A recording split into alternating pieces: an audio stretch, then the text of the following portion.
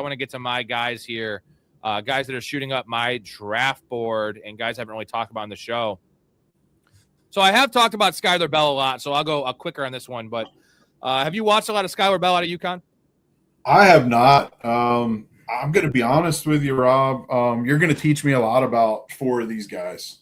So I'm excited to hear your takes. So Skylar Bell, wide receiver 15 consensus, and the most productive guy last year out of UConn.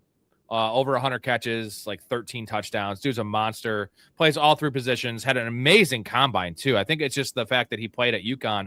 And me and Blake were talking about this in the Discord in a DM. He loves Skylar Bell.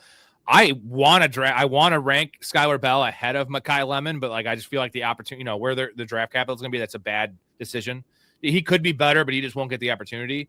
But, there's small school. Like, dude, USC is also like a wide open offense. So like what he did, the parallel, I'm looking at the player, and Skylar Bell is very productive. He's very savvy, hands catcher, can play all three positions. He's just so pro ready. 6 foot 190. He's big enough.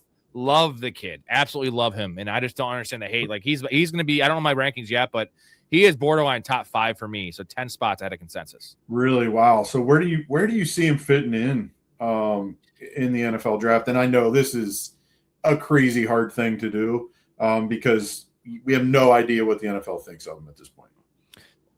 So I feel he's going to be a day 2 pick. I feel like he's probably a round 3 guy, but the production doesn't lie. And what I love about Skylar Bell, a lot of these guys are landing spot dependent based on, is it a scheme that fits what they can do, right? Skylar Bell is a guy that if they need a slot receiver, boom. If you need a guy that can play some X, boom. You need a Z receiver. Like if you need a guy that can come in as number 1, if you're talking about like the Dolphins or teams that are really thin at the depth chart, he can be that. If you need a depth piece, like some of these other guys, they're so particular in how they're going to succeed. I think he could succeed at any point. He could be a role player. He could be a number 1. Maybe not a number 1 as a rookie, but the Dolphins, what does it even fucking matter? Like they're trash. So I just love the floor of Skylar Bell, and the measurables are just they're amazing. And I just don't understand why people aren't talking about him. It's because UConn, but like Puka Nacua went to BYU. Stephon Diggs, my comp for him is a faster Stephon Diggs. He went to Maryland. Like he was a 5th round pick. So it's like not like these guys, the best receivers in the league aren't all Ohio State guys. There's a bunch of them went to Ohio State and USC. I understand that. Right. There's also a lot of guys that fly under the radar that are just good football players. And he's going to fall into, I sound like Lovie Smith, like he's going to fall into the good football player mold to me. But like, unlike Emmett Johnson and Malachi Fields that kind of, had dud combines, this guy actually had an elite combine, and it checked all the things I saw on film. The worry is with these small school guys. It's like, well, he did it at UConn. He did it on a bad team with against bad talent on defense. But then you look at the combine, it's like this dude should have played at USC. He should have played at Ohio State because he has elites everything. Like hold on, I gotta scroll all the way down to find him because DraftBuzz has him at fucking 15. Clowns. Here we go. Actually, no, at 14. Woo, okay. So he had 98 percentile broad jump, 93 percentile 3-cone drill, 41-inch vertical, ran a 4.4, 1.53 10-yard split, which is 74 percentile.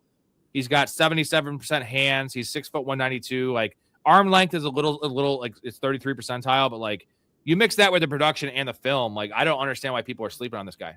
I really don't. Yeah. So you're crystal ball, you have him going ahead of Malachi Fields in the draft? Man, they're just such different players, and it's about the team needs. I think they're the same range. Okay. The guys that are more like concerning that shouldn't be taken ahead of him are the speed guys. Your Zachariah Branches, your Deion Burks, like those guys should not be taken ahead of him because they're projects and they're projections. Right? It's like this guy could be great. He could be elite. He also could be Malachi Corley and be a guy that's just a gadget player that just, can't see the field. And like that's what teams get enamored. But it's like this guy ran a 4.4. Like 4.4 to 4.3 is not that big of a difference. Like when you get to the 4.6s, that's when you have some concerns. If their play speed isn't the same, they don't have these, like we like Malachi Fields because we're not concerned about the 4.61. Like I feel like he plays fast. He's a monster. He doesn't need to have separation because he's going to fucking moss everyone. Yeah, and the 4.6 for me, Jerry Rice famously ran a 4.6. Game speed, You can pull up plenty of film on Jerry Rice outrunning people in the football field. So don't always fall in love and hate or love somebody because of a 40 speed at a combine in shorts. But yeah, cool. Yeah, I'll check this guy out. I'll look into him a little bit. Maybe I'll definitely do. snag You're him a gonna couple shit your podcasts. pants after the show, and you're gonna be rock hard, and you're gonna be like, Rob, thank you for turning me Yeah. on to Skylar Bell. Yeah. One last thought on the 40. I watched this really interesting. It's a random YouTube video I found about how like 40 time is just a lie. And we know the history. I brought this up in the show a couple days ago. I don't know if you watched about the history of all the guys with the best 40s and how they're all bust. 1,000 yard receiving season from all the top 30 guys. If you take Tyreek Hill out, because that wasn't a combine 40. Yeah. And straight line speed's one thing, but you're never outside of catching a go ball on your own 20-yard line. When are you ever running 40 yards straight? It just doesn't happen. And JSN is a great example of a guy that was slow for his size, but he's elite at running not straight line, but like when you're on an angle, those things. And he's actually faster on an angle than he is straight line. And that's the difference that I know the thing is we need a measurable to have these guys to stack them up against each other. I understand that. Right. And the 40 should be a thing. It's everything for these evaluators. And like, I much more trust the film. And as long as it's not super alarming, like 4.8, right? No, obviously no receiver will run that, but like 4.6 is the cutoff, right? Where Malachi Fields is at. But 4.3 to 4.4 is 4.4 is fast. You're fucking fast. You're an elite speed player in the NFL. And I just feel like people get so enamored with the speed. Like Bijan Robinson is not that fucking fast. Like he's got the best lateral agility in the world, and he's in a running back, which is what matters, right? And being able to set up your defenders, and like Puka was really slow. And also had really bad 3-cone, where you think Puka would have great 3-cone when you watch his film. But it doesn't matter because he's also a really smart football player. Right. And setting up defenders and understanding leverage and coverages and like being able to diagnose what's in front of you. I know like everyone thinks it's all like quarterbacks matter because they have to be smart. Like, dude, wide receivers have to be smart too. Like, unless you're literally Randy Moss, the only guy that didn't have to be smart. Not saying he wasn't smart, but like Randy Moss didn't matter. He's taller than you, he's faster than you, he's more skilled than you. He's going to just burn you. But like these other guys, Puka is just a genius in the field. If you watch what he's doing and you mix that with Sean McVay, who's a genius, Matt Stafford, who's one of the most veteran quarterbacks in the world, like that's why Puka became a thing. But like a lot of these guys aren't going to the Rams, unfortunately. Right. Yeah. No, Randy Moss is that true just throw it up guy. Man, that rookie year was crazy to watch. I think everyone gets excited about these 40s, and you're 100% correct. There's no time that you're just running straight 40 yards down a field unless you're trying to catch somebody from behind. You have quarterbacks who have to throw you the ball in that perfect straight line 40 if you get loose to even be able to run under one. That happens so infrequently.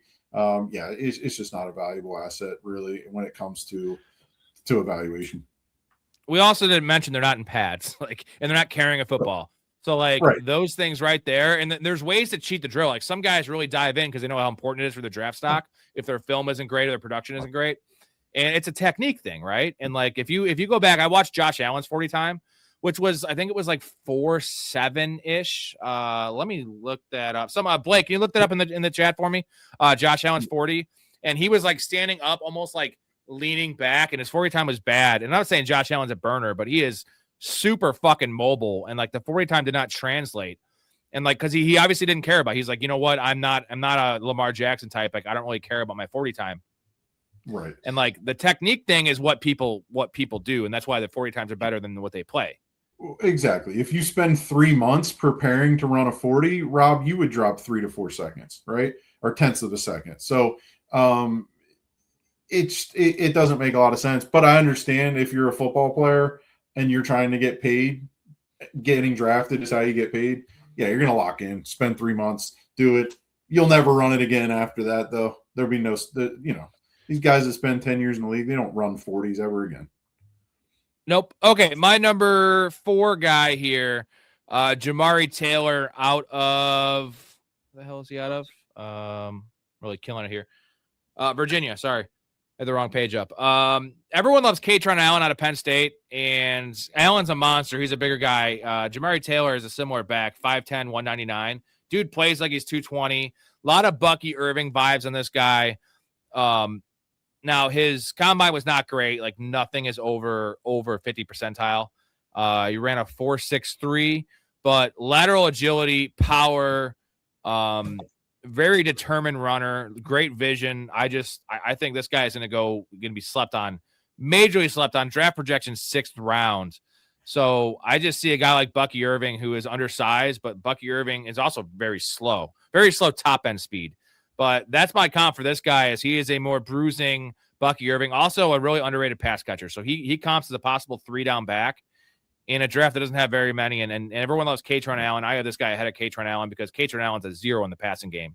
And I don't think he's that elite of it as a runner. Like he's probably more of a bruiser than this dude. But Jamari Taylor is shifty. He is feisty. And at 199, when I watch the film, I see a guy that weighs 210, 215. And that's how he plays. Yeah. Yeah, I think there's a lot of things to bash the guy on, right? But I think you hit the nail on the head in a draft where you got to try to find guys that have potential. Let's see where he lands, and there's that probably will open him up for sure to some more potential. But concerning, he's 24 and only has one All ACC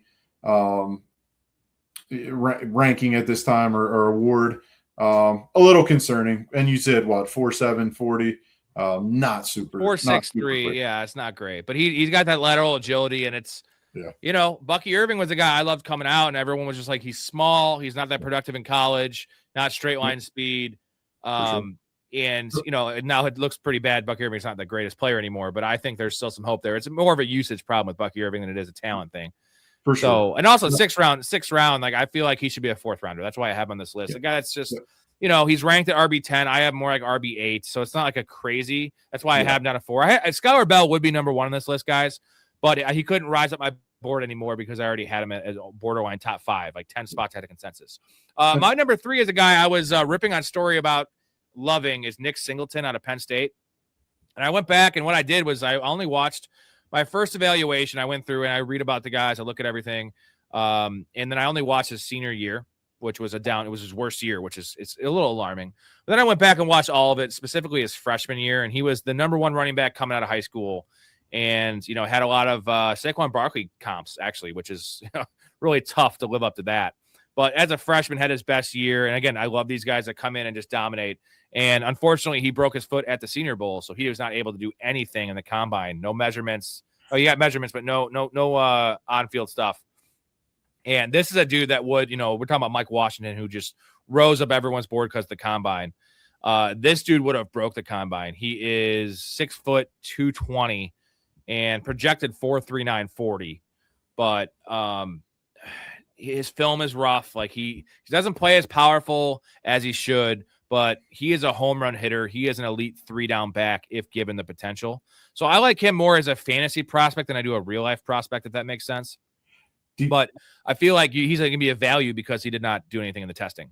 Yeah. Do you see him as a guy that could sit behind Barkley and sort of be a mini Barkley down the road? That's pretty crazy praise because that's an all-time talent, but for sure. I just know one thing. He's decent at pass pro. He's got like elite breakaway speed. Like for his size, like if you take away Mike Washington, who is just more of the idea of Mike Washington is better than the actual player. He is the most explosive running back in this class, and he's, in my mind, the second best pass catcher behind Emmett Johnson. So a guy that size should not be his strength is being he's a scat back. Like that's a strength, which that plays in the NFL. And if you can clean up some of the other stuff, some of the vision stuff, and get him a little better technique there in the hole and getting skinny. This guy comps and profiles as a 3-down back. It's gonna be awesome for fantasy. So I want to, I will always admit when I'm wrong or when I change my opinion. I can do that. We all should do that more in the fantasy community because everyone just gets so dug in on their points. Yeah. And they don't want to admit they're wrong because it's like showing weakness. Like, dude, when new information comes to light, or I can say I maybe glossed over him more than what I should have based on a couple of things I read and based on the senior year production, like that was on me. And it sucks that I went on this very show and was ripping on the guy. But guess what? Like, I'm not always right, and maybe I'm wrong. Maybe my first inclination's right, but as of now, he's a guy that I'm going to have in my top 5 just based on a weaker high-end upside running back class this year. And this guy could be the best running back in this class. Like maybe not with Love. Like outside of Love, he could be the best running back. Yeah, no, I think that's really fair. I think we all go back, reevaluate. It's a ton of film. It's a ton of stuff. So changes are happening all the time.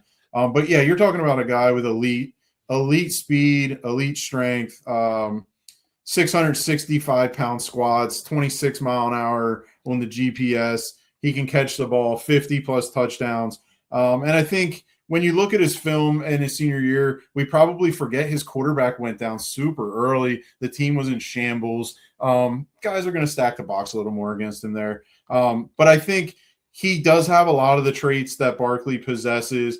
Doesn't have all the production that Barkley does, hence why we're talking about him here down the way. But I think if he goes to the Eagles, he could see a decent career there.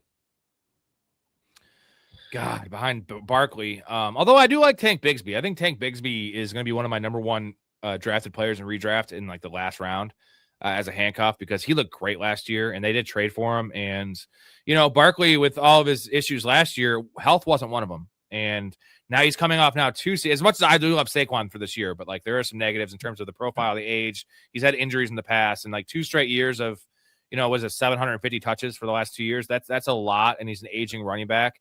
That, like all it takes is one turned ankle and you have Tank Bigsby in my mind as an RB1 for all of those weeks. I love Tank Bigsby. Right. And that would put a guy like Nick Singleton into play if he's sitting there as well, for sure. I think one thing, and actually jumping back to the guy you were talking about before, where, the play and things, when we're talking in Dynasty and we're looking for value, sometimes drafting guys, and I think I kind of look at Tyson this way as well, is if a guy hits for 1 year, their value in a trade in Dynasty is crazy. So, that's why I think taking a shot on a guy like Tyson makes a lot of sense, because letting him have a top 5 receiver year, that dude's trade value is off the charts. Think of Deebo Samuels. Again, the comparison continues to fit.